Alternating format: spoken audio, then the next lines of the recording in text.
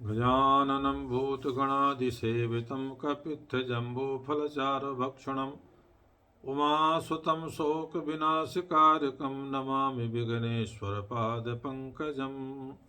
जय श्री कृष्ण, जय श्री राधे। एक विचार है, आप श्रवण करें। उद्दालक पुत्र के मुनि सेतुकेतु को एक दिन पिताजी ने कहा कि पुत्र, आप विद्याध्ययन करने के लिए गुरुकुल जाइए और विद्याध्ययन कीजिए। यही हमारे ब्राह्मण कुल का, ब्राह्मण वर्ण का अपना धर्म है। पिताजी के कहने पर, उद्दालक मुनि के कहने पर सेतुकेतु गुरुकुल जाते हैं। यज्ञोपवीत संस्कार करके 12 वर्ष तक ब्रह्मचर्य रखते हुए विद्याध्ययन करते हैं और जब विद्याध्ययन करके वापस आते हैं तो उन्हें अपनी विद्या का अहंकार हो गया और पिताजी को उन्होंने प्रणाम भी नहीं किया। पिताजी समझ गए कि पुत्र को विद्या का, पढ़ाई का अहंकार हो गया। इसलिए उन्होंने कहा, पुत्र, आप तो समस्त विद्याओं का ज्ञान प्राप्त करके आए हो, तो आपने ये भी जाना होगा कि वो कौन सी वस्तु है जिसके जान लेने पर समस्त वस्तुओं का ज्ञान हो जाता है, जिसके श्रवण करने से समस्त श्रवण का ज्ञान हो जाता है। वो कौन सी वस्तु है उसको आपने जाना। सेतुकेतु ने कहा, पिताजी, अभी तक मुझे तो ऐसी किसी वस्तु का ज्ञान नहीं है और फिर ऐसा हो भी कैसे सकता है। उद्दालक मुनि ने कहा, पुत्र, जैसे एक मृतिका को, एक मिट्टी को जान लेने पर समस्त बने हुए मिट्टी से जितने भी बर्तन आदि हैं उनका ज्ञान हो जाता है, जिस तरह से एक स्वर्ण के जान लेने पर समस्त स्वर्ण से बने हुए आभूषणों का ज्ञान हो जाता है, इसी प्रकार उस वस्तु को जान लेने पर समस्त वस्तुओं का ज्ञान हो जाता है। सेतुकेतु ने कहा, पिताजी, तो फिर आप मुझे भी उस वस्तु का ज्ञान करा दीजिए, उस सत्य का ज्ञान करा दीजिए, क्योंकि अभी तक मैंने देखा कि जो मेरा ज्ञान था वो तो बहुत तुच्छ और नगण्य है। पिताजी को प्रणाम किया।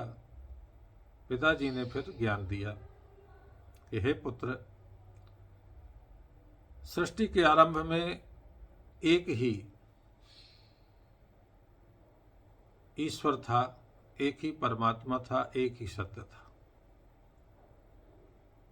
उस सत्य परमात्मा के अंदर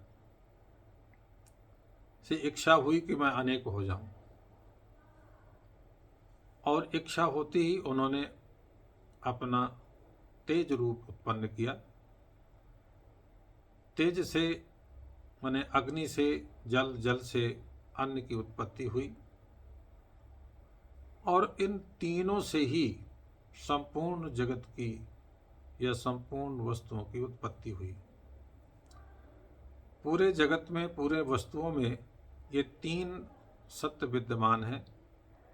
जहाँ पर लाल तत्व दिखता हो जिस वस्तु पर, वो अग्नि का अंश है। जिसमें शुक्ल दिखता हो उसमें जल का अंश है, और जिसमें कृष्ण वर्ण दिखता हो वो अन्न का, और यही सब में समाविष्ट हैं। इसी तरह से जैसे एक वस्तु का, एक पदार्थ का ज्ञान हो गया, ये तीनों सब उसमें समाविष्ट हैं। इसी प्रकार एक सत्य का ज्ञान होने पर, क्योंकि वो सत्य से ही तीनों की उत्पत्ति हुई है और तीनों से ही संपूर्ण वस्तुओं की उत्पत्ति हुई है, इसलिए उस एक सत्य को जान लेने से समस्त जगत को जाना जा सकता है। तब हाथ जोड़ करके कहा, पिताजी और विस्तार से समझाइए। तब उद्दालक मुनि ने उनको अनेक उदाहरणों के द्वारा, वृक्ष के द्वारा, जल के द्वारा और अन्य उदाहरणों के द्वारा, माने दूध के द्वारा, दही के द्वारा दृष्टांत देते हुए समझाने का प्रयास किया। जैसे दूध में चीनी डाल दिया और चीनी उसमें घुल गई, तो दालक मुनि ने कहा कि इसमें जानकारी करो कि चीनी कहाँ पर है। एक बूंद चखा, उसमें जो मीठा तत्व महसूस हुआ, कहा कि इसको आप ढूंढ सकते हो कि कहाँ है। जैसे एक बूंद के जान लेने से पूरे गिलास के चीनी का ज्ञान हो गया, इसी प्रकार एक सत्य के जान लेने पर, एक परमात्मा को जान लेने पर पूरे जगत का, ब्रह्मांड का ज्ञान हो जाता है। इसलिए एक परमात्मा के जान लेने पर, वह उनका चिंतन करने पर समस्त देवताओं की, समस्त जगत की आराधना पूजना हो जाती है। इसलिए उस सत्य की जानकारी करें। जय श्री कृष्ण, जय श्री राम।